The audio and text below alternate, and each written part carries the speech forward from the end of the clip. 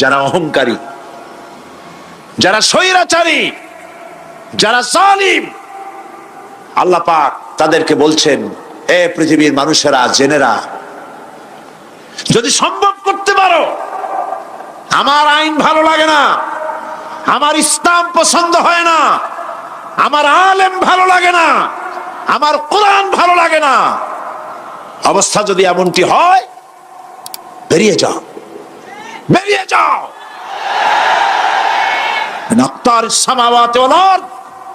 আমার সার্বভৌমত্বের ভেতর থেকে, আকাশের নিচের থেকে, জমিনের উপর থেকে বেরিয়ে যাও।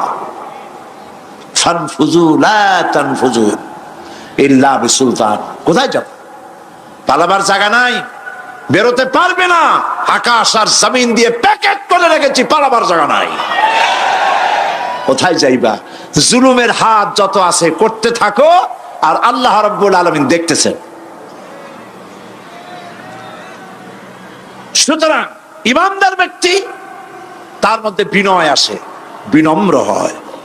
সে পয়সা করে আসে বলে অহংকার করে না, কারণ আল্লাহ বলেছেন, ওয়াল্লাহুল গানিয়্যু ওয়া আনতুমুল ফুকারা।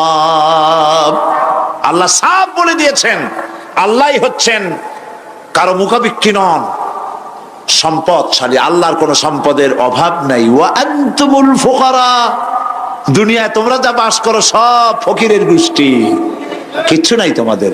তোমাদের জাতি খাইয়া শেষ করে ভালো, আর আমার কাছে যা আছে আমি শুধু দিতে থাকি, আর ভাণ্ড শুধু ভরাই থাকে, মোটেও খালি হয় না। সুবহানাল্লাহ। কাজী মোমেন বান্দা সে অর্থ এবং বৃত্তের অহংকার করে না, বিদ্যার অহংকার করে না। অর্থ বৃত্ত কত আছে তোমার, কয় টাকার মালিক? আল্লাহ যদি ইচ্ছে করেন, ব্রেনের ভিতরে যদি টিউমার ঢুকায় দেন, ব্রেনের একটা নার্ভ আর একটা নার্ভের সাথে জড়ায় দিবেন, জায়গা হবে কোথায়? হেমায়তপুর। হেমায়তপুর কোথায়? কাছেই, পাবনা। সুতরাং আল্লাহ পাক ইচ্ছে করলে এটা করে দিতে পারেন, পারেন না? খুব করতে পারেন। হার্টের ভেতরে ক্যান্সার দিয়ে দিতে পারেন। 14 গোষ্ঠী বিক্রি করলেও ডাক্তারের পয়সা হবে না, পারেন না আল্লাহ পাক? পারেন কিনা? পারেন। সেই জন্য যত বড় ধনী হোক, পয়সার মালিক হোক, আল্লাহর উপর ঈমান আনলে বলে যে গুণটা হয়, সে অহংকারী হয় না, বিনয়ী হয়। আল্লাহ রাব্বুল আলামিন কোরআনে কারীমের ভিতরে বলে দিয়েছেন, লিল্লাহি মা ফিস সামাওয়াতি ওয়া মা ফিল আরদ। যারা সামান্য একটু রাজত্ব পাইয়া, ছোট্ট ছোট্ট একটা দেশের প্রেসিডেন্ট, প্রধানমন্ত্রী, কি হনুরে, এরকম একটা ভাব। আর্মি হাতে, বিডিআর হাতে, পুলিশ হাতে, যা খুশি তাই করি না। আল্লাহ পাক বলছেন, লিল্লাহি মা ফিস সামাওয়াতি ওয়া মা ফিল আরদ। আকাশ আর জমিনের একচ্ছত্র মালিকানা কার? চিল্লায় বলুন, আল্লাহ পাকের। সুতরাং তুমি মাতবাড়ি করে কদ্দূর পারবা? বেশি দূর যেতে পারবে না। গ্রামে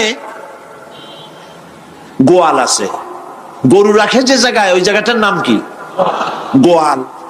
গভীর রাত্রে গরুর মালিক শুনতে পাচ্ছে গোয়াল ঘরে খুব শব্দ হচ্ছে। রাখালকে ডেকে বলছে, দেখতো কি, কিসের শব্দ? ওই যে দেখে এসে জবাব দিচ্ছে যে গোয়ালে যে 7টার শিং মোটা, তার গুতার চোটে ওই গোয়ালের মধ্যে যত গরু আছে কেউ টিকতে পারতেছে না, খালি গুতাইতেছে সমানে। মালিক কয় যে দীর্ঘদিন থেকে দেখতেছি এটার গুতার চোটে সমস্ত গরুগুলি অস্থির হয়ে যাচ্ছে, যা একটা মোটা দড়ি দিয়া, খাট্ট একটা দড়ি দিয়া খুঁটির সাথে জড়াইয়ে বাঁধতে রাখ গলাটারে। মোটা একটা দড়ি দিয়া গলার সাথে, খুঁটির সাথে যদি বাঁধতে দেয়, এরপরে খালি ফোঁস করতে পারবে, গুতাইতে আর পারবে না। ঠিক অনুরূপ ভাবে কোন জনপদ থেকে, কোন দেশ থেকে যখন দেশের মানুষেরা, যখন দেশের নিরস্ত্র মানুষেরা, গরিব মানুষেরা যখন আল্লাহর দরবারে গভীর রাত্রে ফরিয়াদ তোলে, আল্লাহ জুলুমে অত্যাচারে জর্জরিত হয়ে গেলাম, মার খেতে খেতে শেষ হয়ে গেলাম, অত্যাচারে অত্যাচারিত হচ্ছি, চিৎকার বাড়তে থাকে, আল্লাহ পাক তখন তার নজর দিয়ে দেখেন। আল্লাহ তো দেখতেই থাকেন সব সময়ের জন্য। আল্লাহ পাক কার কারণে এগুলি হচ্ছে আল্লাহ পাক টের পান। শিং কারো কারো মোটা হয়েছে, আজরাইলকে পাঠায় দেন, যাও খাটো দড়ি দিয়ে বাঁধে থো। খাটো দড়ি কোনটা বুঝছেন? 3 হাত, 3 হাত কবর কোনটা? খাটো দড়ি দিয়ে বাঁধে থো। সুতরাং কত বড় বড় রাজা বাদশাহ ক্ষমতা এলো, মানুষের উপরে জুলুম করলো, আল্লাহ পাক তার ইন্তেকাম নিয়েছেন। সেই আল্লাহ এখন আর নাই, নাউজুবিল্লাহ। সে আল্লাহ আছেন কিনা? পূর্ণ শক্তিতে বহাল কিনা? হুয়াল হাইয়ুল কাইয়্যুম। এমন অবস্থা নয় যে বাংলাদেশে কি হচ্ছে আর আল্লাহ টের পাচ্ছেন না। কি বলেন? আল্লাহ রাব্বুল আলামিন বলেন, লা তাখুযুহু সিনাতুন ওয়ালা নাওম। ঘুম নাই, তন্দ্রা নাই। কার? ঘুমানো না, তন্দ্রাও যান না। তন্দ্রা কারে কয়? জি, ঝিমটি, জিমানি, যাই বলেন আপনারা বুঝে নিয়ে। ওই যে বসে বসে এরকম করে, আল্লাহ ওরকমও করেন না। ঘুমো নাই, তন্দ্রাও নাই। হযরতে মুসা আলাইহিস সালাম বলছিলেন যে আল্লাহ তুমি নাকি ঘুমাও না। মুসা আলাইহিস সালাম তো খুব আদরের নবী, আল্লাহ পাকের খুব আদরের নবী, দারুণ আদর। আল্লাহ পাক বলছেন, মুসা আমি তোমারে আমার জন্য বানাইছি। সুবহানাল্লাহ। কোরআন শরীফে আছে, আল্লাহ পাক বলছেন, মুসা আমি তোমারে আমার জন্য বানাইছি। তোমাকে যখন তোমার মা দরিয়ায় ভাসায় দিয়েছিল, আমি তোমার বাক্সর দিকে তাকাইছিলাম। সুবহানাল্লাহ। আল্লাহ যদি বলেন আমি তাকাইছিলাম, সুবহানাল্লাহ। তোমারে আমার জন্য বানাইছি। সুতরাং হযরতে মুসা আলাইহিস সালাম তিনি বলছেন আল্লাহ পাককে খুব আদরের নবী, তো আল্লাহ তুমি নাকি ঘুমাও না। আল্লাহ কয় তুমি বিশ্বাস করো না? হযরত মুসা আলাইহিস সালাম বললেন, আল্লাহ অবশ্যই বিশ্বাস করি, তবে বুঝি না বিষয়টা কি, বুঝি না কেমনে না ঘুমাই পারে, বুঝি না। আল্লাহ আচ্ছা ঠিক আছে, তুমি যখন বিশ্বাস করছো তখন আর অসুবিধা নেই, বিশ্বাস না করলে মুসিবত ছিল। পয়গম্বর মানুষ, তাকে তো বলতেই হবে বিশ্বাস করি, তবে বুঝি না। আল্লাহ কয় ঠিক আছে, বিশ্বাস যখন করো আমি বুঝাই দেবো। নিয়ে আসো 1 গ্লাস পানি। 1 গ্লাস পানি নিয়ে আসলেন, দাঁড়ায় থাকো। মুসা আলাইহিস সালামকে আল্লাহ বললেন পানি নিয়ে দাঁড়ায় থাকো, আর ঘুমের আল্লাহ করলেন মুসারে ধর। মুসা আলাইহিস সালামের ঘুম এসে গেল। ঘুমের আমেজে হাতটা শিথিল হয়ে গ্লাসটা পড়ে ভেঙে চুরমার হয়ে গেল। হযরতে মুসা আলাইহিস সালাম ভয় পেয়ে গেলেন। আল্লাহ পাক শোনায় দিলেন, ভয়ের কোনো কারণ নাই, একটা পরীক্ষার জন্যই দিলাম, তোমার বোঝার জন্যই দিলাম। তুমি যেমন 1 গ্লাস পানি নিয়ে, একটা গ্লাস নিয়ে 1 মুহূর্ত দাঁড়াতে পারলে না, ঘুম আসলো আর হাত থেকে পড়ে গ্লাসটা ভেঙে গেল। মুসারে তুমি বুঝে নাও, তুমি জেনে রাখো, তাম সৃষ্টি জগৎ তোমার আল্লাহ, আল্লাহ রব্বুল আলামিনের হাতের মুঠার মধ্যে রয়েছে। আল্লাহ রব্বুল আলামিন যদি ঘুমায় যান, এই পৃথিবীর আকাশ এবং জমিনের সব ট্রাফিক কন্ট্রোল আল্লাহ পাক নিজেই করেন। যদি তিনি ঘুমায় যান, সব শেষ হয়ে যায়। বাংলাদেশে কি হচ্ছে, পৃথিবীর কোথায় কি হচ্ছে তা আল্লাহ দেখছেন না? চিল্লায় বলো, দেখছেন না? সে আল্লাহ রাব্বুল আলামিন তিনি পরিষ্কার করে বলছেন, যারা নাকি মুমিন বান্দা তারা অহংকারী হয় না, ক্ষমতায় থাকুক ক্ষমতায় না থাকুক, কোন অবস্থাতেই অহংকারী হতে পারে না। আল্লাহ পাক শোনায় দিয়েছেন, যারা অহংকার করে তাদেরকে পরিষ্কার করে বলেছেন, ওয়ালা তামশি ফিল আরদি মারহান ইন্নাকা লান তাখরিকাল আরদা ওয়া লান তাবলুগাল জিবালা তুলা ওয়ালা তামশি ফিল আরদি মারহান। খবরদার, আমার জমিনের উপরে অহংকারের পদে বড় হেঁটো না। দেখছেন না কত আছে অহংকার করে হাঁটে, জমিনের উপরে জুতা পায়ে দিয়ে মচ মচ করে হাঁটতে থাকে। ফালা তামশি ফিল আরদি মারহা ইন্নাকা লান তাখরিকাল আরদা। তুমি কি তোমার পদাঘাত দিয়ে আমার জমিনটারে ফাটাই দিতে পারবা? বলেন পারবে? যদি শক্তি থাকে দাও লাথি, তোমার ঠ্যাং ভাঙবে, মাটির কিচ্ছু। ওয়ালান তাখরিকাল আরদা মা, তুমি আমার এই জমিনটাকে ধসাই দিতে পারবে না। আর ওয়ালান তাবলুগাল জিবালা তুলা, আর পাহাড়ের উচ্চতা লাফ দিয়ে তুমি ছাড়াই যেতে পারবে না। আমার জমিনও ফাটাইতে পারবে না লাথি দিয়া, লাফ দিয়া পাহাড়ের উচ্চতাও ছাড়াইতে পারবে না। তো এত লাফাও কেন? মুমিন কম লাফাও, শক্তি কম দেখাও। আল্লাহ রাব্বুল আলামিন আবার বলেন ওয়া ইবাদুর রাহমানিল্লাযীনা ইয়ামশুনা আলাল আরদি হাওনা। আল্লাহর বান্দা যারা, সত্যিকারের বান্দা যারা, তারা দুনিয়ার বুকে বিনয়ের সাথে হাঁটে, মাথা নিচু করে বিনয়ের সাথে হাঁটে। সুবহানাল্লাহ আলহামদুলিল্লাহ। তো এই আল্লাহর প্রতি ঈমানের সব থেকে বড় লাভ হচ্ছে আত্মমর্যাদা সম্পন্ন বানায়। ঈমান তাকে বিনয় এবং বিনম্র বানায়, অহংকারী বানায় না। আর অহংকার করে তুমি যাবা কই? কদ্দুর ক্ষমতা তোমার? আল্লাহ কোরআন শরীফের বহু আয়াত দিয়ে এই কথাগুলি বলেছেন। আর এটা গেল 2।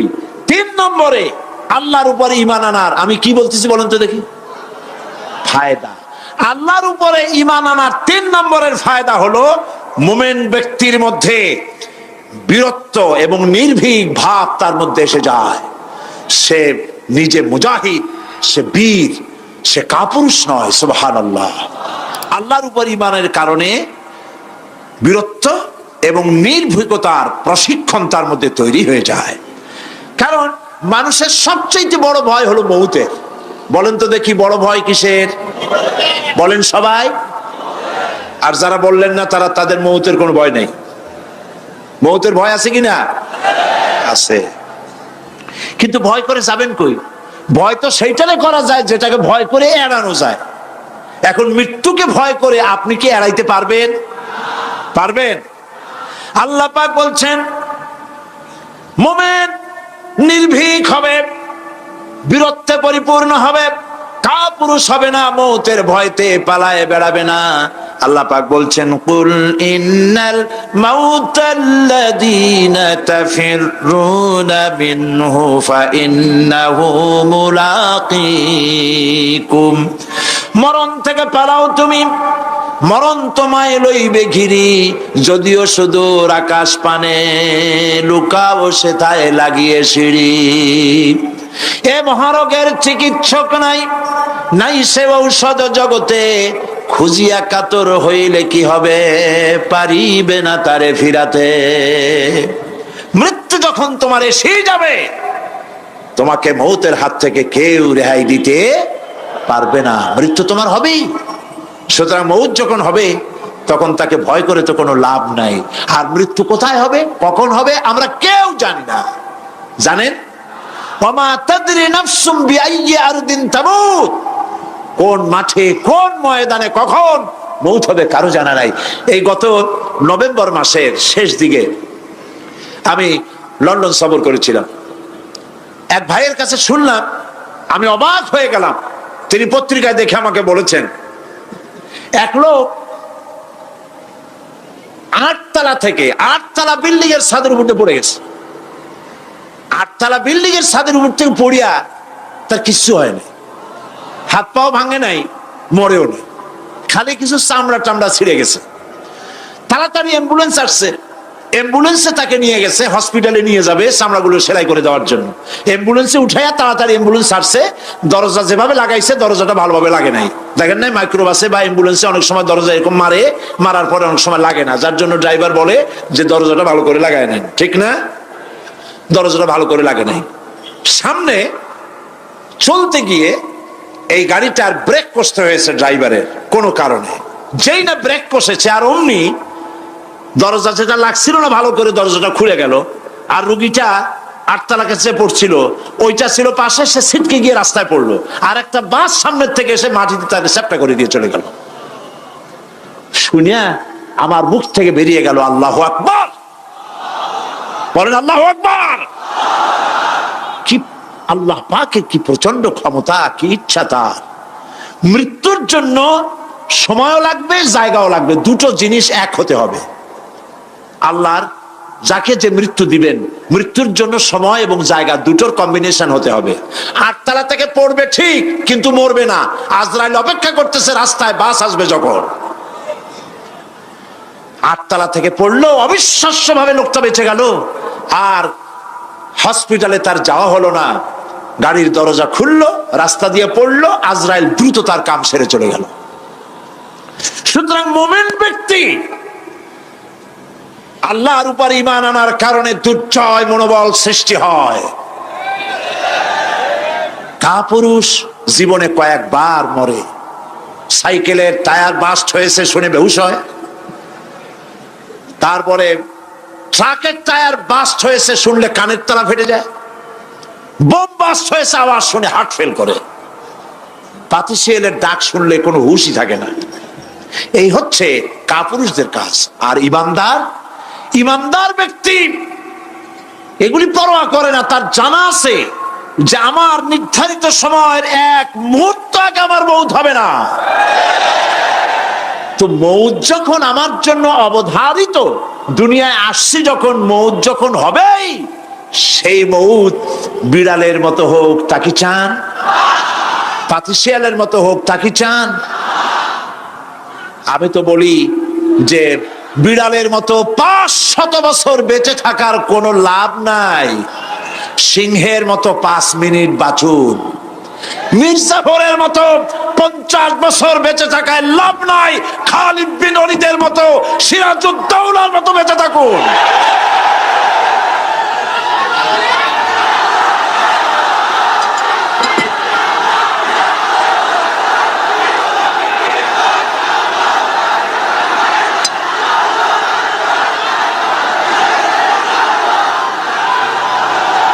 বসেন, আপনারা যদি দাঁড়ায় যান তাহলে আমি করব কি? বসেন বসেন। সেই জন্য এই ক্ষণস্থায়ী জীবনকে কেন সেই অনন্ত সুখময় জীবনের জন্য উৎসর্গ করে দেব না, যা আল্লাহর কাছে পাওয়া যাবে কিয়ামতের দিন। দেখেন, মৃত্যু হওয়া উচিত মুসলমানদের শাহাদাতের মৌত হওয়া উচিত। কি মৌত হওয়া উচিত? আল্লাহকে আজকে প্রাণ খুলে বলি, আল্লাহ জীবন তো নিবাই, সুতরাং জীবন যখন নিবা, মৌতটা শাহাদাতের মৌত তুমি আমাদের দান করে দিও। কাপুরুষের মতো মরতে চাই না, শাহাদাতের মৌত চাই। সুবহানাল্লাহ বলেন, আমিন বলেন। মুমিন ব্যক্তি তার বড় ফায়দা, সে সাহসী হয়। সুবহানাল্লাহ বলেন। দেখেন, বুখারী শরীফের হাদিস, যুদ্ধের জন্য, বদরের যুদ্ধ, হুজুর সাল্লাল্লাহু আলাইহি ওয়াসাল্লাম সৈন্যদেরকে রিক্রুট করছেন, কিন্তু কথা বলতে গিয়ে রাসূল করিম সাল্লাল্লাহু আলাইহি ওয়াসাল্লাম দাওয়াত দিচ্ছেন, কিন্তু মনে মনে চিন্তাও করছেন যে সামান্য কিছু লোক, অস্ত্রপাতি কম, এই জিহাদের অবস্থাটা তারা কিভাবে নেবে। একজন যুবক সাহাবী দাঁড়ায় গেলেন, তার নাম মিকদাদ রাদিয়াল্লাহু তাআলা আনহু। যুবক, এই পৃথিবীতে যুবকদের ইসলামের সবচাইতে অবদান কাদের? চিল্লায় বলো। যুবকদের অবদান সবচাইতে বেশি। হযরত মিকদাদ রাদিয়াল্লাহু তাআলা আনহু তিনি দাঁড়ায় গেলেন, তিনি বললেন, ইমদি বিনা ইয়া রাসূলুল্লাহ হাইসুমা তাশা। হাদিস, হে রাসূল, আপনি আমাদেরকে নিয়ে চলুন। কত সৈন্য তারা আসতেছে, কত অস্ত্র নিয়ে আসতেছে, এটা আমাদের ভাববার বিষয় নয়। আপনি আমাদের নিয়ে চলুন, হাইসুমা তাশা আয় হাইসুমা আমারাকাল্লাহ। আল্লাহ আপনাকে যেদিকে আমাদের নিয়ে যাইতে কয়, আপনি সেই দিকে আমাদের নিয়ে চলুন। ইন্না লা নাকুলু লাকা কামা ক্বালা বনু ইসরাঈল লি মূসা আলাইহিস সালাম, ইযহাব আনতা ওয়া রাব্বুকা ফাকাতিলা ইন্না হাহুনা কায়িদুন। অর্থাৎ, হে রাসূল, আমরা বনি ইসরাইলের মতো বলবো না। শোনেন, আমরা বনি ইসরাইলের মতো বলবো না যে মুসা তুমি এবং তোমার আল্লাহ এই দুইজনে গিয়ে ফেরাউনের বিরুদ্ধে যুদ্ধ করো, আমরা যাবো না, আমরা এখানে বসে থাকবো। এই কথা আমরা বলবো না। আমরা মুসা আলাইহিস সালামের উম্মত নই, আমরা মুহাম্মদ সাল্লাল্লাহু আলাইহি ওয়াসাল্লামের উম্মত। বরং আমরা বলবো বাল ইযহাব আনতা ওয়া রাব্বুকা ফাকাতিলা ইন্না মাআকুমা মুকাতিলুন। বরং আমরা বলবো আপনি চলুন, আমরা আপনার সাথে আল্লাহর হুকুম মাফিক লড়বো, জিহাদ করব। ততক্ষণ পর্যন্ত মা দামাত আইনুম মিন্না তাতাররাফ, যতক্ষণ পর্যন্ত আমাদের চোখের পাতা নড়তে থাকে ততক্ষণ আপনার সাথে থেকে কাফেরের বিরুদ্ধে লড়াই করে যাব। জীবনের পরোয়া তারা করেন নাই, জীবনের পরোয়া করেননি। হুজুর সাল্লাল্লাহু আলাইহি ওয়াসাল্লাম দারুণ ভাবে খুশি হয়ে গেলেন। হুজুর হেজিটেট ফিল করছিলেন যে এই সামান্য কিছু লোক, অস্ত্র নাই পাতি নাই, এতগুলি লোকের বিরুদ্ধে যুদ্ধ করতে যাবে। যুবকের মুখে এই কথা শুনে হুজুর দারুণ খুশি হলেন। আল্লাহর নবী বললেন কুমু বিনা ইলা জান্নাতিন জান্নাতুন আরদুহা কারদিস সামাওয়াতি ওয়াল আরদ। ও সাহাবীরা, তোমাদের মনোভাব যখন এই, তোমাদের মানসিকতা যখন এই, চলো আমার সাথে বেহেশতের দিকে, সেই জান্নাতের দিকে যেই জান্নাত আল্লাহর আকাশ আর জমিনের চাইতে অনেক প্রশস্ত। চলো আমার সাথে বেহেশতে, সুবহানাল্লাহ, চলো আমার সাথে জান্নাতে। ফাকামা উমাইর বিন হামাম ওয়া কানা ইয়াকুলুত তামার। হযরত উমাইর নামক একজন যুবক দাঁড়ায় গেলেন এবং তিনি হাতে কতগুলি খরমা ছিল, সেই খরমাগুলি তিনি চিবোচ্ছিলেন। রাসূলুল্লাহর বক্তৃতা শুনতেছিলেন আর খরমা চাবাচ্ছিলেন। খরমা চাবান, বিচিগুলি ফেলে দেন, এভাবে করতেছেন, হাতে কতগুলো খরমা। হযরতে উমাইর বলছেন ওয়াকালা বাখ বাখ, অর্থাৎ আয় আযমাহু আয় আহসানাহু, হে রাসূল আপনি কি সুন্দর কথা বললেন। আপনার সাথে লড়াই করতে যাব কাফেরদের বিরুদ্ধে, সেই লড়াই করলে এমন বেহেশত পাবো যে বেহেশত হবে আকাশ আর জমিনের চাইতেও প্রশস্ত। তাহলে ওয়াল্লাহি হাত্তা আকুলাহুন্না ইন্নাহা লাহায়াতুন তাবিলা, তাহলে আমার হাতে যে খরমাগুলি আছে এই সমস্ত খরমাগুলি খেতে গেলে কিন্তু অনেক সময় লেগে যাবে। এত সময় বেহেশতে যাওয়ার জন্য আমি তো তর সহ্য করতে পারবো না। ফারামাবিহিন্না, হাতের সব খরমা ফালাই দিলেন, যুদ্ধে ঝাঁপায় পড়লেন। অনেকক্ষণ কাফেরদের বিরুদ্ধে লড়াই করে হযরত উমাইর শাহাদাত বরণ করলেন। রাসূলুল্লাহ তার লাশের কাছে গিয়ে আঙ্গুল দিয়ে ইশারা করে বললেন ইন্নাকা মিন আহলিহা। উমাইর, তুমি যেই বেহেশতে যাওয়ার জন্য খরমাগুলি খাওয়ার সময় পাচ্ছিলে না, তাড়াতাড়ি করে খরমাগুলি হাত দিয়ে ফেলে দিয়েছিলে, আমি আল্লাহর রাসূল, আমি সাক্ষ্য দিচ্ছি অবশ্যই আল্লাহর সেই জান্নাত তোমার জন্য অবধারিত। মুমিন ব্যক্তি সে কখনো মৃত্যুর ভয়ে উদ্দেশ্য হাসিল থেকে চুপ করে বসে থাকে না। সে ভয় করে কেবলমাত্র কাকে? সে মৃত্যুর ভয়, মৃত্যু হবেই এবং আমার জন্যে বিশ্বাস রাখতে হবে।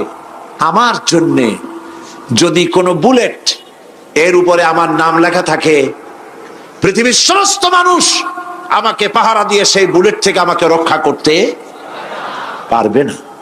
আর যদি কোনো বুলেটে আমার নাম লেখা না থাকে, সারা পৃথিবীর সমস্ত মানুষ বৃষ্টির মতো গুলি বর্ষণ করলেও একটি গুলিও আমাকে বিদ্ধ করতে পারবে না। এটার নাম হলো ঈমান। এটার নাম কি? এই ঈমান পেলাম কোথায়? কোথায় পেলাম? কোরআন শরীফে। কোথায় পেয়েছে? আল্লাহ রাব্বুল আলামিন বলেন ওয়ামা হুম বিদরিনা বিহি মিন আহাদিন ইল্লা বিইজনিল্লাহ। একথা সুস্পষ্ট, আল্লাহর অনুমতি ব্যতিরেকে বান্দার কোনো ক্ষতি সাধন কেউ করতে পারে না। জোরে বলেন সুবহানাল্লাহ। কেউ কারো কোনো ক্ষতি করতে পারবে না। যেটা ক্ষতি যদি কিছু থাকে কিসমতে, ওটা তো মুকদ্দার ছিল, তকদির ছিল, সেটাই হবে, এর বাইরে কিছুই হবে না। সুতরাং মুমিন ব্যক্তি সে সাহসী হবে, সে কখনো চিন্তা করবে না মৃত্যুর ভয়ের। উদ্দেশ্য হাসিলের জন্য হয় শরীরের পতন, না হয় মন্ত্রের সাধন, ডু অর ডাই, সে আল্লাহর জন্য তার জীবন দিতে প্রস্তুত থাকবে। কারণ আল্লাহ রাব্বুল আলামিন বলেছেন ইন্নাল্লাহা ইশতারা মিনাল মুমিনিনা আনফুসাহুম ওয়া আমওয়ালাহুম বিআন্না লাহুমুল জান্নাহ।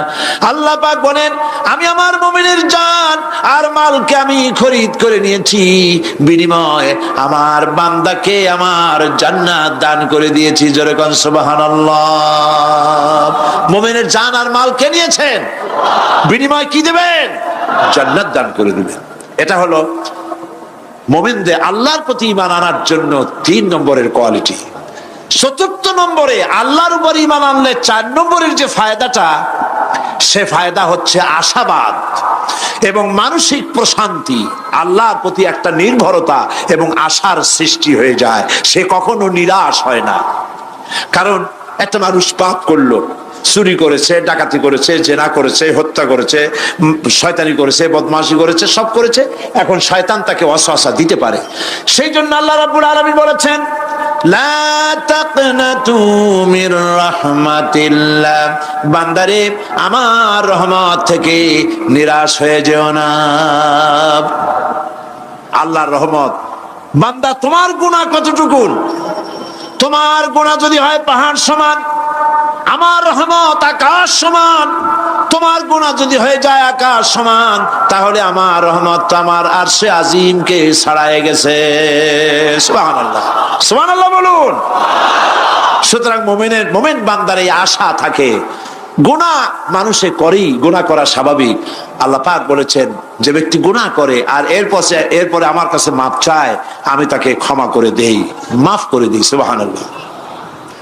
সুতরাং ইমানদার লোকদের আশা হয়, দুরারোগ্য ব্যাধি তাকে ধরেছে, সে হতাশ হবে না, মরে যাওয়ার জন্য প্রতীক্ষায় সে সময় গুনবে না, বরং তার মনের মধ্যে আশার সঞ্চার হবে, আমার রোগ আল্লাহ ভালো করে দিতে পারেন। পারেন না? আমাদের জাতির পিতা কি নাম কি? হযরত ইব্রাহিম আলাইহিস সালাম। কোরআন শরীফের ভিতরে তার কথা আল্লাহ পাক কোট করে দিয়েছেন। আমাদের জাতির পিতা হযরত ইব্রাহিম আলাইহিস সালাম বলেছেন, আল্লাযী খালাকানি ফাহুয়া ইয়াহদিন। আল্লাহ তিনি আমাকে সৃষ্টি করেছেন, তিনি আমাকে রাস্তা দেখান। ওয়াল্লাযী হুয়া ইউতঈমুনি ওয়া ইয়াসকিন।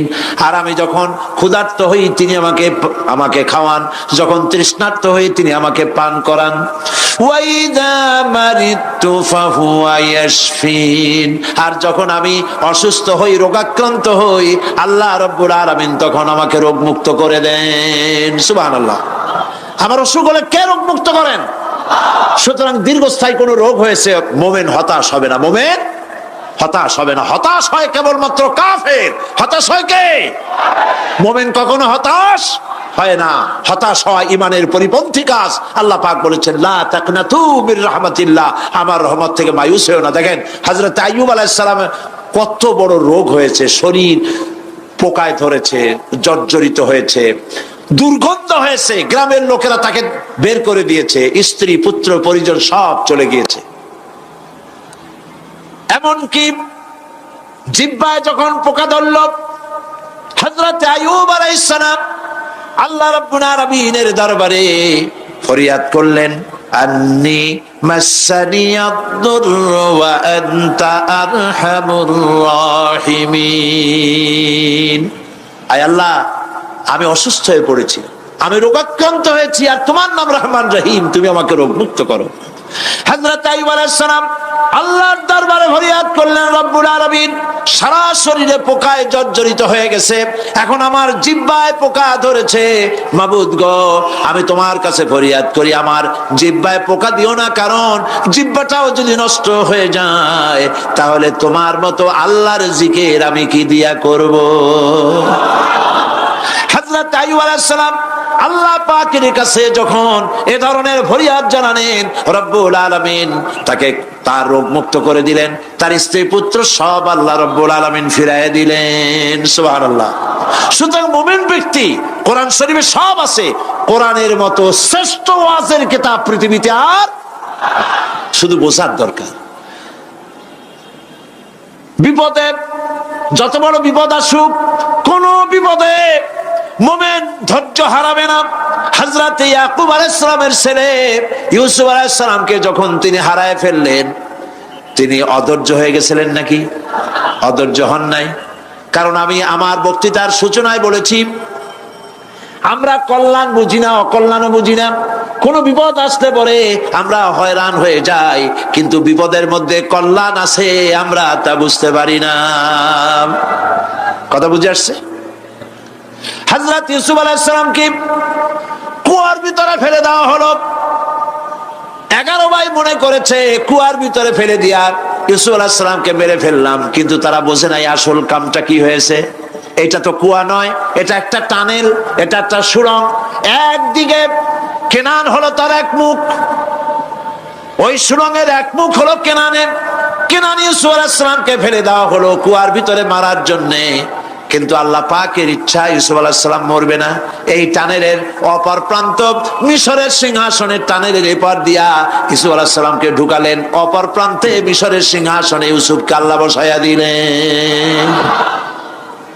হযরত ইয়াকুব ছেলের জন্য অধৈর্য হলেন না।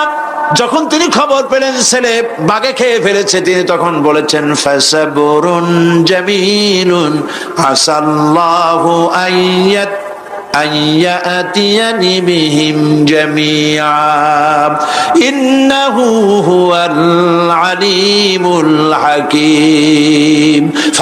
ফাসাবরুন জামিল, আমি উত্তম ভাবে ধৈর্য ধারণ করলাম এবং আমি বিশ্বাস করি আল্লাহ রাব্বুল আলামিন আমার হারানো সবকিছু আমাকে ফিরায় দিবেন।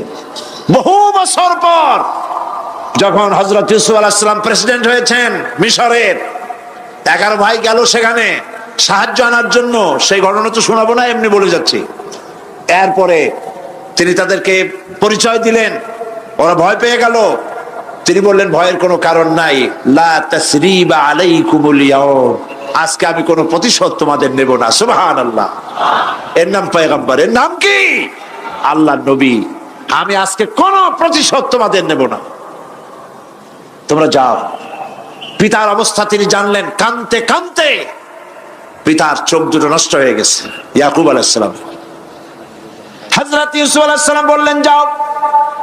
নিজের জামাটা খুললেন, গায়ের জামা খুলে বললেন ভাইরা আমার এই জামা নিয়ে যাও, আর আমার আব্বার চোখের উপরে এই জামাটা রেখে দিও।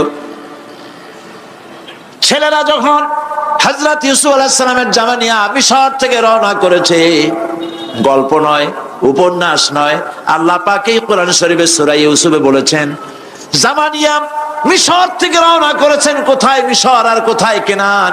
কেনানে বসে হযরত ইয়াকুব আলাইহিস সালাম বলছেন তোমরা যদি আমাকে মতিভ্রম পাগল যদি মনে না করো, তাহলে একটা কথা বলি, আমার নাকে এখন আমি ইউসুফের গন্ধ পেতেছি। তোমরা যদি আমাকে মতিভ্রম না করো, তাহলে আমি বলি আমি কিন্তু ইউসুফের গন্ধ পেতেছি। সুবহানাল্লাহ। হযরত ইউসুফ আলাইহিস সালামের জামা এনে ভাইরা যখন হযরত ইউসুফের চোখের উপরে রেখে দিলেন, হযরত ইয়াকুবের দুটো চোখ সাথে সাথে আল্লাহ ভালো করে দিলেন। ফাসাবরুন জামিল, ধৈর্য ধরো। ইমানদার ব্যক্তি আশার উপরে তার জীবন বাঁচে, কারণ যত বড় বিপদ আসুক না কেন আশ্রয় পাওয়ার একটা জায়গা আছে, তার নাম হলো আল্লাহ। নাম কি? বলেন আল্লাহ। সবাই বলেন আল্লাহ আল্লাহ আল্লাহ আল্লাহ। হযরত ইউনূস আলাইহিস সালাম মাছটাকে গিলে ফেলে দিল, মাছটাকে গিলে মাটির অতল তলদেশে চলে গেছে। এত বড় বিপদ পৃথিবীর কোন মানুষের হতে পারে নাকি? বলেন, কি বলেন? মাছের পেটের ভিতরে জানালা নাই, দরজা নাই, বেরোবার কোনো পথ নাই। মাছ গেছে পানির অতল তলদেশ। আল্লাহ পাক কোরআন শরীফের ভিতরে মানুষকে শোনান, আল্লাহ ওয়াজ করছেন। সুবহানাল্লাহ বলেন। আল্লাহ পৃথিবীর মানুষকে ওয়াজ করছেন, দুনিয়ার মানুষকে শোনান। আমার ইউনূস তো ধৈর্য হারা হয় নাই। ওয়াজান্নুন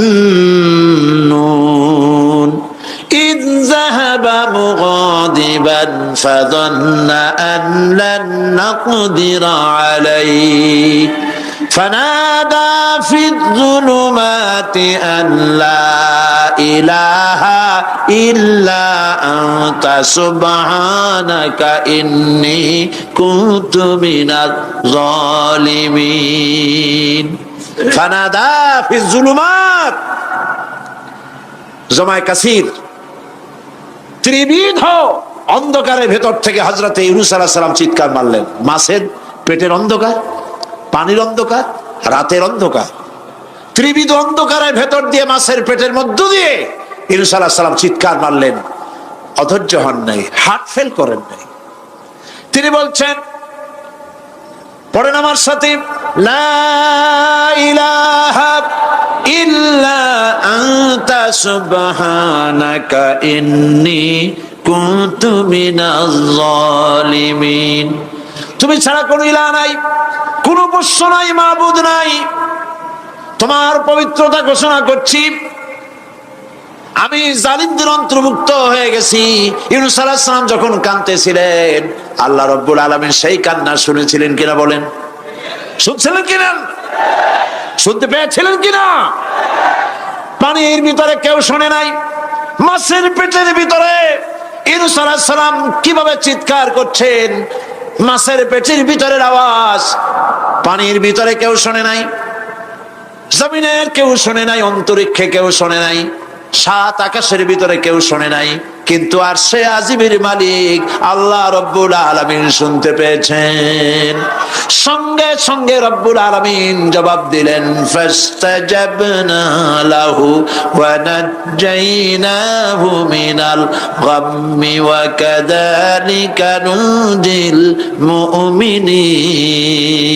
পড়েন, ফাস্তাজাবনা লাহু ওয়া নাজ্জাইনাহু মিনাল গাম্মি ওয়া কাযালিকা নুজিল মুমিনিন। আমি ইউনূসের ডাকের জবাব দিলাম। কে বলতেছেন? বড় করে বলেন, কে বলছেন? আল্লাহ। সুবহানাল্লাহ। আপনারা কি ভয় পাইছেন? ভয় পেয়েছে মুসলমান? আল্লাহ রাব্বুল আলামিন বলেন, আমি আমার ইউনূসের ডাকের জবাব দিলাম।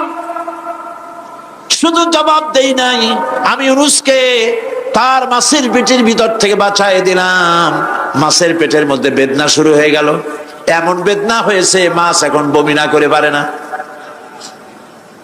কথা বুঝতে পেরেছ? মাছ এখন বমি না করে পারে না। পানির উপরে মাছ ভেসে উঠল। আল্লাহ কোরআন শরীফের ভিতরে বলছেন, মাছ সাতরায়া কিনারায় চলে গেল, ইউনূস আলাইহিস সালামকে বমি করে ফেলে দিল। ইউনূস আলাইহিস সালাম বেঁচে গেলেন। আল্লাহ পাক বলেন, শুধু ইউনূসকে বাঁচাইলাম না, বরং আমি সকলের জন্য আশার বাণী শোনাই, শোনো মুমিনেরা, ওয়া কাযালিকা নুজিল মুমিনিন। মুমিন বান্দা যারা, যত বড় বিপদ আসুক আমারে ডাকো, আমি বিপদ দিয়ে বাঁচাই দেব। সুবহানাল্লাহ। বিপদ থেকে আমি বাঁচাই দেব। আল্লাহ পাক বলেছেন, ফাইন্না মাআল উসরি ইউসরান, ইন্না মাআল উসরি ইউসরা। জেনে রাখো, দুঃখ এবং কষ্টের পরে রয়েছে সুযোগ সুবিধা, আর অসচ্ছলতার সাথে রয়েছে উদার সচ্ছলতা। যত বড় বিপদ আসছে, এই বিপদের পরে আল্লাহ পাক তার গোলামদের উপরে রহমত নাজিল করবেন ইনশাআল্লাহ। সুতরাং ঈমানদার লোকেরা, তাদেরকে আল্লাহ পাক বলছেন, কোনো ভয় নাই, কোনো চিন্তা নাই, যত বড় বিপদে পড়ো আমারে ডাকো, আমি ডাকের সাড়া দিয়ে দেব। সবাই আল্লাহরে ডাকেন, সুবহানাল্লাহ ওয়ালহামদুলিল্লাহ লা ইলাহা ইল্লাল্লাহ। জোরে পড়েন, সুবহানাল্লাহ ওয়ালহামদুলিল্লাহ লা ইলাহা ইল্লাল্লাহ, সুবহানাল্লাহ ওয়ালহামদুলিল্লাহ।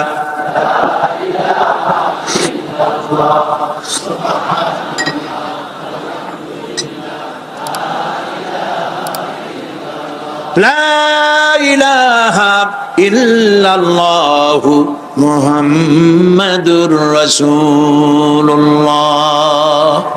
আল্লাহর উপর ঈমান আনলে যত ফায়দা হয়, এত ফায়দা দুনিয়ায় কোথাও নাই। সুবহানাল্লাহ। আল্লাহর উপর ঈমান আনার ৫ম নম্বরের ফায়দা কয়টা বলছি? 5টা বলছি, আপনাদের অসুবিধা হচ্ছে নাকি? তাড়াতাড়ি শেষ করতেছে। 6টা বলবো, 6টা বলবো, এ হলো 5ম নম্বর। তারপর আমরা দোয়া করব। দোয়ার দরকার আছে কিনা এই সময়? 5ম নম্বরে আল্লাহর উপরে ঈমান আনলে পরে আরেকটি বড় ফায়দা, সেটা হলো কঠিন এবং কঠোর বিপদে আল্লাহ পাক তার মধ্যে অবিচলতার এবং ধৈর্য ধরার তৌফিক দিয়ে দেন। সুবহানাল্লাহ। যত বড় বিপদ আসুক, সেই বিপদে মুসিবতে আল্লাহ পাক মুমিনদেরকে আল্লাহর উপরে নির্ভরতা শিখায় দেন। সুবহানাল্লাহ।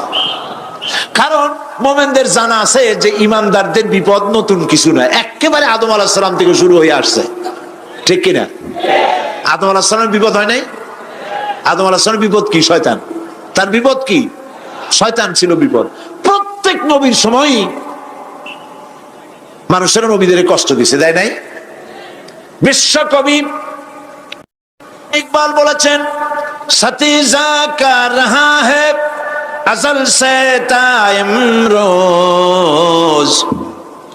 सतीजा का रहा है अज़ल से ताइमरोज, चरागे मुस्तफा भी से शरारे बुलहबीस।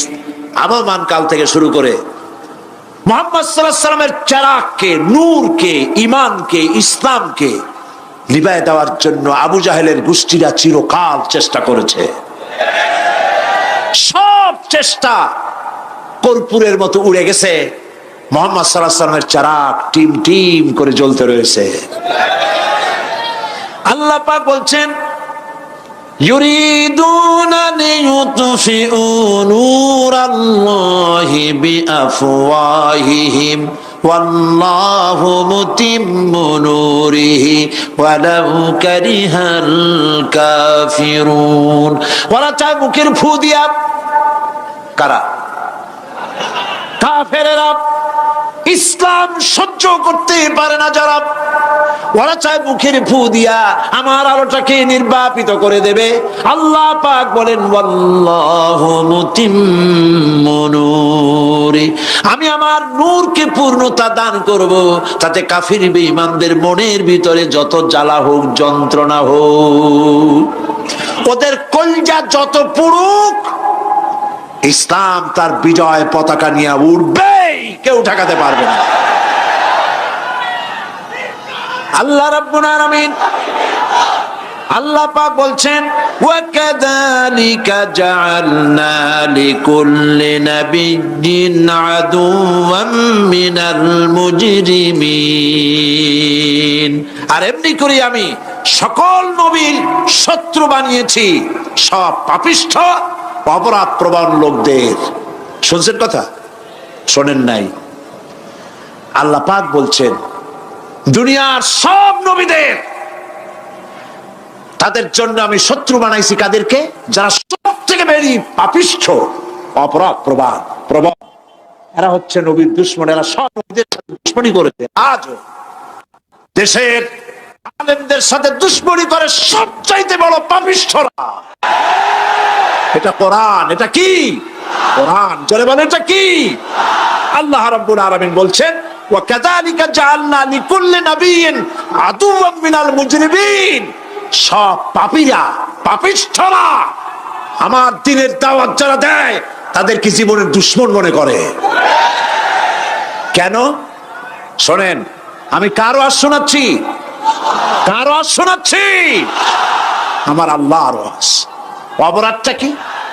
নবীদের বিরুদ্ধে, নবীর ওয়ারিস ওয়ারাসাতুল আম্বিয়া কারা, তো তাদের বিরুদ্ধে তাদের অপরাধটা কি? তাদের অপরাধ সম্পর্কে আল্লাহ নিজে বলেন, ওয়ামা নাকামু মিনহুম ইল্লা আইয়ুমিনু বিল্লাহিল আজিজিল হামিদ।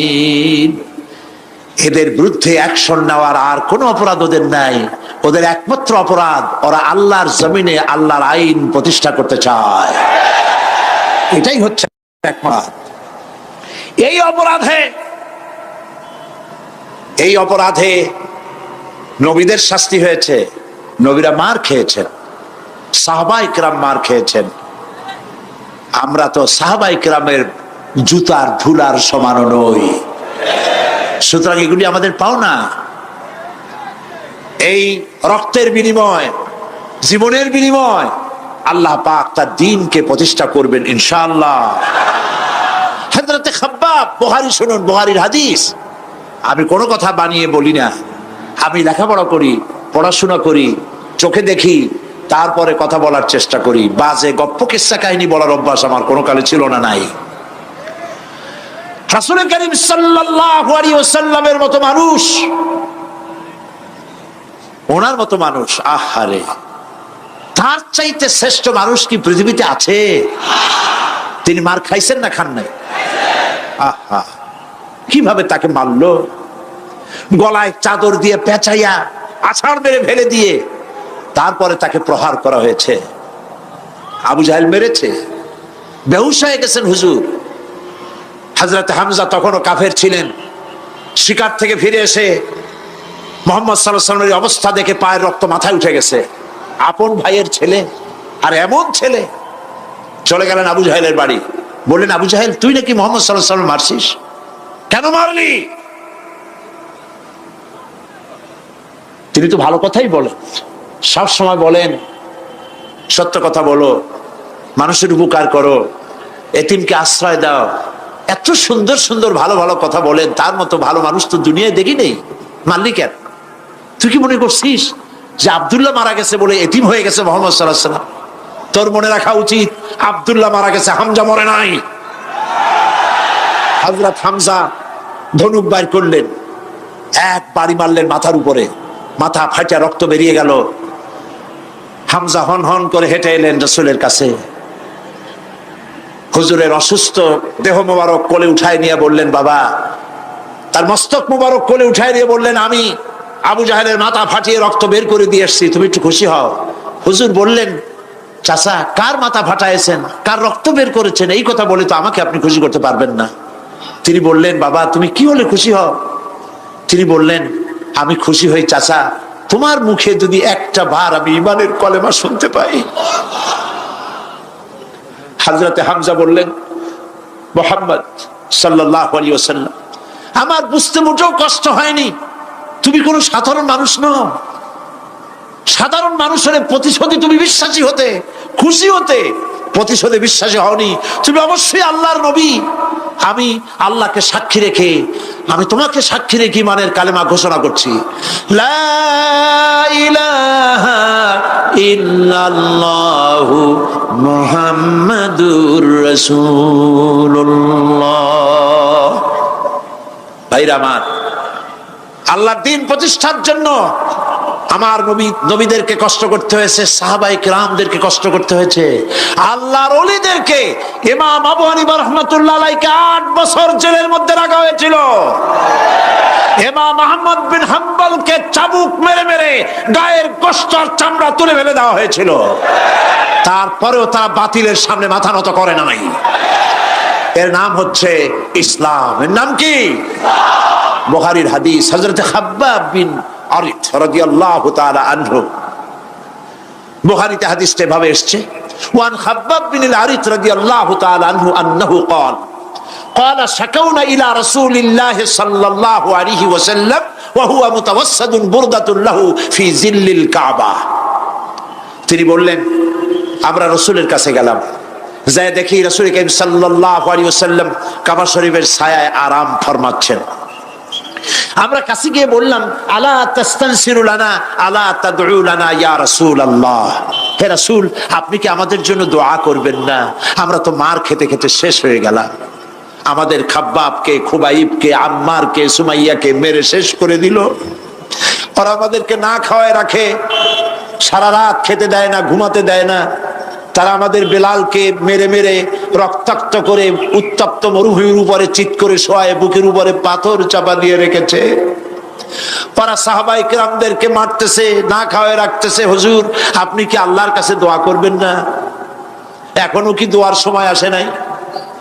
হাদিস শরীফ এসেছে, হুজুর সাল্লাল্লাহু আলাইহি ওয়াসাল্লাম উঠে বসলেন, বললেন, ও খাব্বাব, তোমাদের আগে এই পৃথিবীতে যারা দ্বীনের দাওয়াত নিয়ে এসেছিলেন, সমকালীন রাষ্ট্র শক্তি তাদেরকে ধরতো, ফায়ুহাজুর রাজুলু ফায়ুহফারু লাহু ফিল আরদ, তাদেরকে ধরে তাদের জন্য কবর খনন করা হতো জীবিত মানুষের জন্য।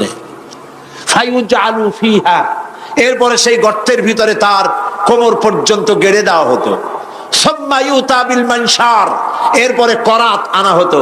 ফায়ুদাউ আলা রাসিহি, এরপরে সেই করাত তার মাথার উপরে রাখা হতো।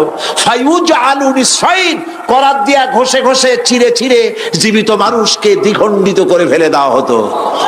মা ইয়াসুদ্দুহু যালিকা আন দীনিহি, এত কষ্ট দেওয়ার পরেও আল্লাহর গোলামদেরকে এক চুল জায়গা দিন থেকে সরায় দেওয়া যায় নাই। ওয়াল্লাহি ওয়াল্লাহি, ও খাব্বাব, আমি আল্লাহর নামে কসম করি,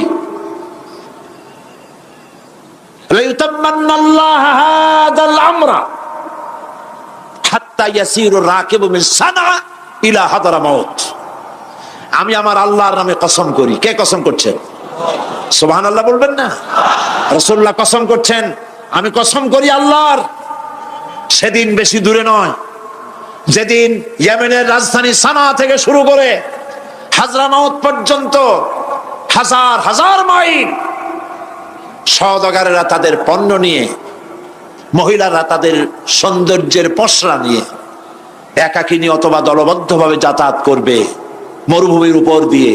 লা ইয়াখাফু ইল্লাল্লাহ, আল্লাহ ছাড়া তাদের অন্তঃকরণে কোনো ভয় থাকবে না। ওয়ালাকিন্নাকুম তাস্তাজিলুন, তোমরা বড্ড তাড়াহুড়ো করছো, অপেক্ষা করো, সেরকম সময় আসবে।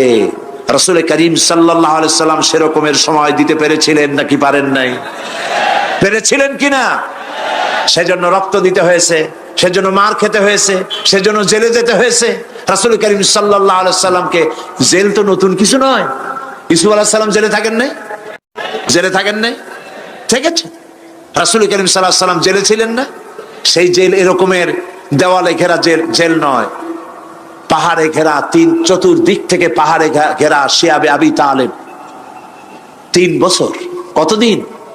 টানা 3 বছর রাসূল, তার সাহাবী, তাদের স্ত্রীরা, বাচ্চা বাচ্চা ছেলেপেলেরা 3 বছরের মধ্যে সরকার ঘোষণা করেছে এদের সঙ্গে কথা বলবে না, বাজার ঘাটে যেতে পারবে না, কেনা বেচা করতে পারবে না, সামাজিক বয়কট, সামাজিক ভাবে বয়কট করে রেখেছে।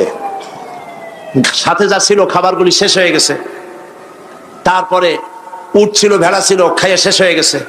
এরপরে যখন কিছু নাই, উটের চামড়া ভিজাইয়া ভিজাইয়া, শুকনা চামড়া ভিজায় খেয়েছে। যুবকেরা ক্ষুধার যন্ত্রণায় বাবলা গাছের পাতাগুলি চাবায়ে খাইতে গিয়া কাটা ফুটে জিহ্বা থেকে রক্ত পড়েছে। বাচ্চা ছেলেপেলেগুলি মায়ের বুকে দুধ পায় নাই, না পায়া বাচ্চারা চিৎকার করে উঠেছে। এই চিৎকার, ক্ষুধার জ্বালার এই চিৎকারের আওয়াজ শুনে কাফেরেরা চতুর্দিকে অট্ট হাসিতে ফেটে পড়েছে। সুতরাং জেল জুলুম মুসলমানদের জন্য, আলেমদের জন্য, পীর বুজুর্গদের জন্য নতুন কিছু নয়।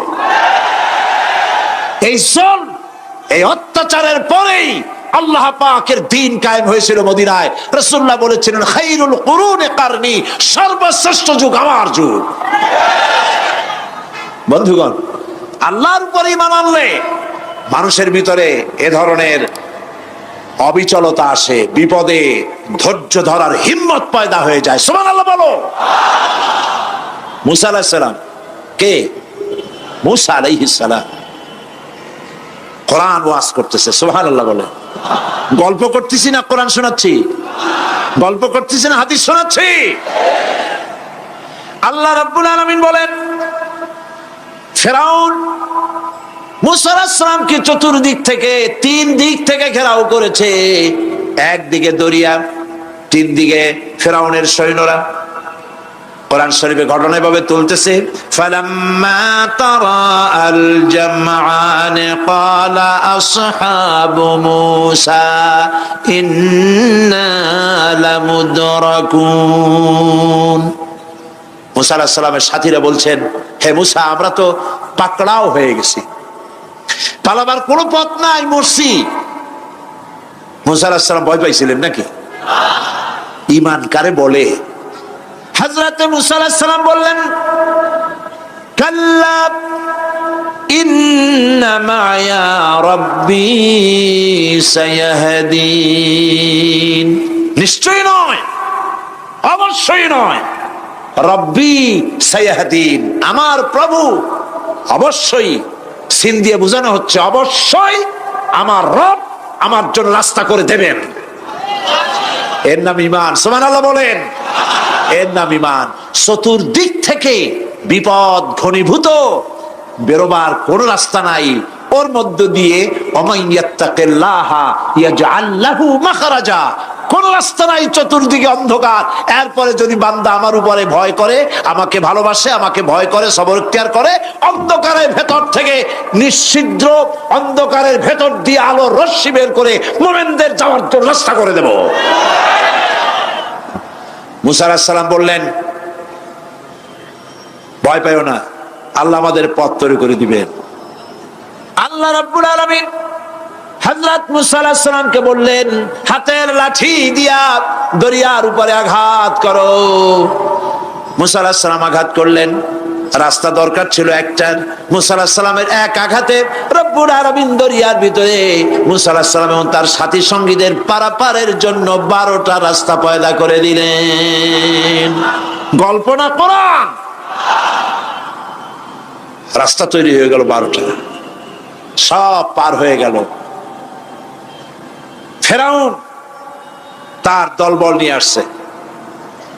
আল্লাহ রাব্বুল আলামিন বলেন, ওয়া আনজাইনা মূসা ওয়া মান মাআহু আজমাইন সুম্মা আগরাকনাল আখারিন। মূসা আলাইহিস সালামকে পার করলাম, পিছনে যারা আসতেছিল, কারা আসতেছিল? ফেরাউন। ফেরাউন আসছে তার দলবল নিয়ে। আসে রাস্তা দেখিয়া মনে করছে ওর বাজানের তৈরি করে রাস্তা, দলবল নিয়ে নামছে। দরিয়ার মাঝখানে এলো, আল্লাহ পাক অর্ডার করলেন কুদ, ব্যাস রাস্তা বন্ধ হয়ে গেল। রাস্তা কি হয়ে গেল? শুরু হয়ে গেল চুবনি। পানির ভিতরে চুবনি খাচ্ছে, নিচে যায়, উপরে ওঠে। পানি খাইতে খাইতে পেট পোটকা মাছের মতো এরকম মোটা হয়ে গেছে। ডুবে ডুবে সব মরছে। এখন ফেরাউন একা, কেউ নাই। ফেরাউন একা। ফেরাউন পানির ভিতরে চুবনি খেতে খেতে তুমানের ভিতর থেকে নাক একটু জাগায় আর বলে, আমানতু আন্নাহু লা ইলাহা ইল্লাল্লাযী আমানাত বিহি বানু ইসরাঈল। ও আল্লাহ, তুমি ছাড়া কোনো ইলাহ নাই, আমি ঈমান আনলাম ওই আল্লাহর উপরে। বনি ইসরাঈল ঈমান আনছে যার উপরে, কাজী বনি ইসরাঈলদের পার করে দিয়েছো, আমারও পার করো আল্লাহ, তুমি রক্ষা করো। আমি তো মুসলমান। ওয়া আনা মিনাল মুসলিমিন, আমি তো মুসলমান, কলেমা পড়লাম, তারপরও চুবাও কেন? আল্লাহ রাব্বুল আলামিন বলেন, আল আন, এখন وَقَدْ عَصَيْتَ قَبْلُ وَكُنْتَ مِنَ الْمُفْسِدِينَ। এখন ঈমান আনতেছ, আর এর পূর্বে আমার দিন যারা জমিনে প্রতিষ্ঠিত করতে চেয়েছে তাদেরকে জেল দিয়েছো, জুলুম করেছো, অত্যাচার করেছো। আজ তোমাকে ছাড়বো না। তোমাকে শুধু মারবই না, আলিয়াউমা নুনাজ্জিকা বিবাদানিক, আলিয়াউমা নুনাজ্জিকা বিবাদানিক, আমি তোরে শুধু মারবই না। কে বলতেছেন? জোরে বলেন, কে বলতেছেন? আমি তোরে শুধু মারবই না, আলিয়াউমা নুনাজ্জিকা বিবাদানিক, আমি তোর শরীরটারে বাঁচায় দেব। তোর শরীর পানিতে পচবে না, পোকায় খাবে না, মাটিতে পচাবে না, তোরে আমি শুটকি বানায় রাখবো। কিয়ামত পর্যন্ত দুনিয়ায় যত ফেরাউন আর ফেরাউনের বাচ্চারা আসে, তোরে দেখে যেন তারা ইতিহাস স্মরণ করে। আল্লাহ রাব্বুল আলামিন কোরআনে কারীমের মধ্যে পরিষ্কার করে মানুষদেরকে বুঝায় দিয়েছেন, আল্লাহর উপর ঈমান আনলে পরে তার হিম্মত বেড়ে যায়, মনের বল বেড়ে যায়। সুবহানাল্লাহ। হযরত রাসূল করিম সাল্লাল্লাহু আলাইহি ওয়াসাল্লাম কাফের বেঈমানেরা চতুর্দিক থেকে বাড়ি ঘেরাও করে রেখেছে, পালাবার কোনো পথ নাই। ঘুমেছিলেন তিনি, জিবরাইল এসে বলেন, ইয়া রাসূলুল্লাহ, ঘুমের থেকে জাগুন, আল্লাহ আপনাকে সালাম বলেছেন আর আপনাকে হিজরত করার জন্য মদিনায় আল্লাহর অর্ডার করেছেন। বাড়ির চতুর্দিকে কাফেররা তরবারি নিয়ে দাঁড়ানো। নবীজি ঘুমের থেকে জেগে হযরত আলীকে ডেকে বলেন, আলী রে, আমার বিছানায় আমার চাদর মুড়ি দিয়া ঘুমায় থাকো, আল্লাহ আমাকে অর্ডার করেছেন, আমি মদিনায় চললাম। হযরত আলী হুজুরের দিকে তাকায় বলেন, ইয়া রাসূলুল্লাহ, আপনার বিছানায় আপনার চাদর মুড়ি দিয়ে আমি ঘুমায় থাকবো, সকালবেলায় কাফের বেঈমানেরা এই ঘরের মধ্যে প্রবেশ করে আপনার কম্বলের নিচে আমারে দেখে তারা মোহাম্মদ মনে করে আমারই তারা কেটে কেটে টুকরা টুকরা করে দেবে। আমার কোনো আপত্তি নাই, কোনো ভয় নাই, কোনো চিন্তা নাই, কোনো দুঃখ নাই, বরং আমার মনের মধ্যে এটাই তৃপ্তি হবে যে আমি আলীর জীবনের বিনিময়ে আল্লাহর নবী দুনিয়ায় বেঁচে থাকেন। নবীজি ঘরের থেকে বেরোলেন, চতুর্দিকে দেখেন কাফের বেঈমানেরা দাঁড়ানো, শত শত কাফের, হাতে তরবারি। হুজুর সাল্লাল্লাহু আলাইহি ওয়াসাল্লাম এক মুষ্টি বালু হাতে নিলেন, এক মুঠো বালু হাতে নিয়ে ফু দিয়া বালুগুলো ছেড়ে দিলেন। ঘরের চতুর্দিকে যত কাফের ছিল সবগুলির চোখের মধ্যে বালি ঢুকে গেছে। চোখের মধ্যে যদি বালি ঢোকে তাহলে কি মজা লাগে না? দুই হাত দিয়া সমানে ঘষা শুরু করছে কাফেরেরা, দুই চোখ আঙ্গুল দিয়া ঘষাঘষি করছে। এই ফাঁক দিয়া নবীজি বেরিয়ে গেলেন, একটা কাফেরও দেখে নাই নবী কোথায় গেলে। আল্লাহ পাক পরবর্তী সময়ে নবীজিকে শোনায় দিলেন, ওয়ামা রামাইতা ইয রামাইতা ওয়ালাকিন্নাল্লাহ রামা। নবী, আপনি নিক্ষেপ করেন নাই যখন আপনি নিক্ষেপ করছিলেন, আপনি তো শুধু ধুলাগুলো ধরে এমনি ছাড়ছেন। ঘরের চতুর্দিকে সমস্ত কাফেরদের চোখে বালি পৌঁছে দেওয়ার দায়িত্ব আমার কুদরত গ্রহণ করেছিল। নবীজি হযরত আবু বকরের বাড়িতে এলেন, দরজায় দাঁড়িয়ে নক করেছেন, ভেতর থেকে আওয়াজ এলো। হুজুর বললেন, ইয়া আবু বকর। হযরত আবু বকর পিছন থেকে দরজার মধ্য থেকে ঘরের মধ্য থেকে জবাব দিলেন, লাব্বাইকা ওয়া সাদাইকা ইয়া রাসূলুল্লাহ। হুজুর প্রশ্ন করলেন, আবু বকর, গভীর রাত্রে জিবরাইল আমারে ঘুম থেকে জাগাইলো, তোমারে জাগাইলো কে? এক ডাকে উঠলা কেমনে? হযরত আবু বকর বলেন, ইয়া রাসূলুল্লাহ, আপনি আমারে নিয়ে হিজরত করবেন বলেছিলেন, আমি চিন্তা করেছি না জানি কত রাত্রে নবীজি আসেন, আর আমার দরজায় দাঁড়ায়া নবীজি আমারে ডাকবেন, আমি থাকবো শুইয়া, বেয়াদবি হয়ে যাবে। এই জন্য বিছানায় না ঘুমায়া আপনার পবিত্র জবানের ডাক শোনার জন্য এত রাত ধরে এই দরজার সঙ্গে দাঁড়ায়া দাঁড়ায়া ঘুমাইতেছিলাম।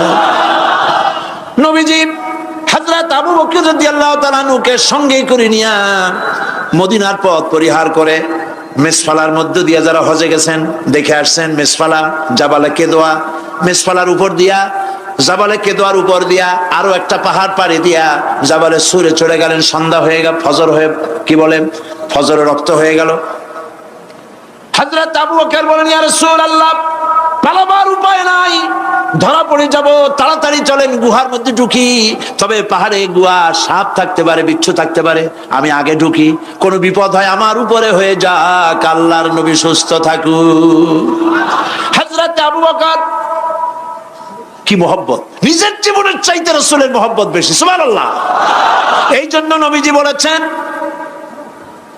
ও আমার সাহাবীরা, तमाम পৃথিবীর সমস্ত মুমিনের ঈমান যদি এক পাল্লায় রাখা হয় আর একা আবু বকরের ঈমানটা যদি আরেক পাল্লায় রাখা হয়, তোমরা দেখতে পাবে तमाम পৃথিবীর মুমিনের ঈমানের তুলনায় একা আবু বকরের ঈমানের পাল্লাটা ভারী হয়ে গেছে।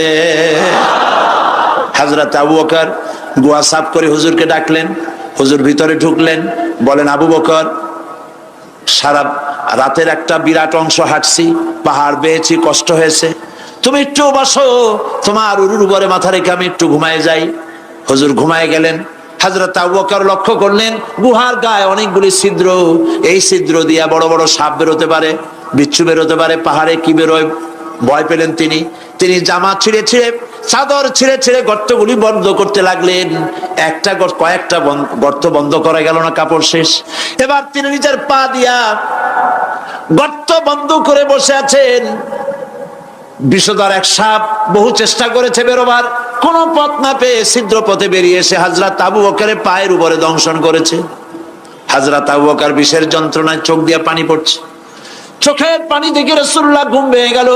ঘুম ভেঙে হুজুর দেখেন হযরত আবু বকরের চোখে পানি। হযরত রাসূল জিজ্ঞেস করেন, আবু বকর কাঁদো কেন? বাড়ির কথা মনে পড়লো নাকি? বউ বাচ্চার কথা মনে পড়লো নাকি? কাঁদো কেন?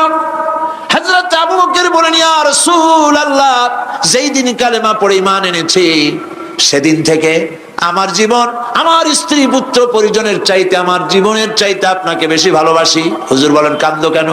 হযরত আবু বকর সাপের দংশনের কথা বললেন, যন্ত্রণায় কাঁদতেছি। হুজুর মুখ থেকে একটুখানি থুতু মোবারক বার করে দংশিত জায়গায় লাগাই দিলেন, যন্ত্রণা বন্ধ হয়ে গেল। হযরত রাসূল বলেন, আবু বকর, যখনই দংশন করেছিল আমার উঠাও নাই কেন? তোমারটা তো কষ্ট করা লাগতো না। হযরত আবু বকর বলেন, ইয়া রাসূলুল্লাহ, সাপের বিষের দংশনের যন্ত্রণায় কষ্ট করেছি, আমার কলিজাটা যদি জ্বলে পুড়ে জর্জরিত হয়ে যেত, রাসূলুল্লাহ আরাম ফরমাচ্ছিলেন, আমি সেই আরামে বিঘ্ন ঘটাতে পারতাম না। ইত্তাবসারে কাফির বেঈমানেরা খুঁজতে খুঁজতে, বুখারী শরীফের হাদিসে এসেছে, ওই গুহার কাছে এসে গেছে। এখন কেউ বলে একজন বলে এরই মধ্যে আছে, আর একজন বলে নাই। একজন বলে যদি থাকতো তাহলে উপরে মাকড়াসার চাল কেমনে, কবুতরে ডিম পাড়িয়ে সেখানে বসে আছে কেমনে? একজন বলে আছে, আর একজন বলে নাই। হযরত আবু বকর বলেন, হুজুর ভয় পেয়ে গেছি, আমরা তো ধরা পড়ে যাব। হযরত আবু বকর রীতিমতো ভয়তে কেঁদে ফেলে দিলেন। আল্লাহর নবী হযরত আবু বকরকে বিরাট বিপদের মধ্যে, এমন গুহা, বসলে পরে মাথা দেখা যায়, শুয়ে হাঁটু উঁচু করলে হাঁটু দেখা যায়, স্বল্প পরিসর, অগভীর ছোট্ট গুহা, আমরা ধরা পড়ে গেছি, উপায় নাই। আল্লাহর নবী হযরত আবু বকরকে কি বলে সান্ত্বনা দিয়েছিলেন, কোরআন শরীফে আল্লাহ পাক তা উঠায় দিয়েছেন। ইযহুমা ফিল গার ইয ইয়াকুলু লিসাহিবিহি লা তাহজান ইন্নাল্লাহা মা'ানা। ও আমার সাথী, ভয় পেও না, আমরা মাইনরিটি নই, আমরাই মেজরিটি, কারণ আল্লাহ রাব্বুল আলামিন আমাদের সাথে আছেন। রব্বানা তাকাব্বাল মিন্না ইন্নাকা আনতাস সামিউল আলিম ওয়া তুব আলাইনা ইন্নাকা আনতাত তাওয়াবুর রহিম। সুবহানা রাব্বিকা রাব্বিল ইজ্জাতি আম্মা ইয়াসিফুন ওয়া সালামুন আলাল মুরসালিন ওয়ালহামদুলিল্লাহি রাব্বিল আলামিন। ওয়াজআল আখিরা কালিমাতিনা ইনদাল মাউত লা ইলাহা ইল্লাল্লাহু মুহাম্মাদুর রাসূল।